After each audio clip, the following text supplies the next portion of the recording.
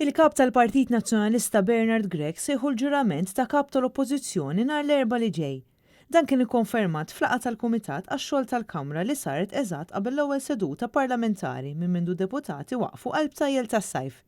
Il-Whip Nazzjonalista Robert Cutajar ħabbar li tlieta il-kap tal-Partit Nazzjonalista Bernard Grech sejħu l-ġurament ta' deputat nazzjonalista u l-karga uffiċjali ta' kap tal-Oppożizzjoni tittieħed l-Erbgħa bil-ġurament fl-uffiċċju tal-President biex wara Bernard Grech jidħol il-Parlament bħala kap tal-Oppożizzjoni. Intant bħalma żvela News il-budget għas-sena d-dieħla se jkun ippreżentat fit-19 ta' Ottubru fis-6 ta' filgħaxija. Bil-kap tal-Oppożizzjoni jindirizza l-Kamra fis-26 ta' Ottubru u l-Prim Ministru iwieġeb l-għada is-27 ta' Ottubru. Il-ħinijiet tad-diskorsi se jkunu ta' madwar satejn. L-Speaker Angelo Farrugia qal li l-Kumitat għad irid jiddiskuti il-pjan finanzjarju għas-sena 2020 u appella biex issir din id-diskussjoni bil-parteċipazzjoni tal-Ministru tal-Finanzi. Kien proposti f'din id-diskussjoni kun diskuss ikoll il-pjan għas-sena d-dieħla.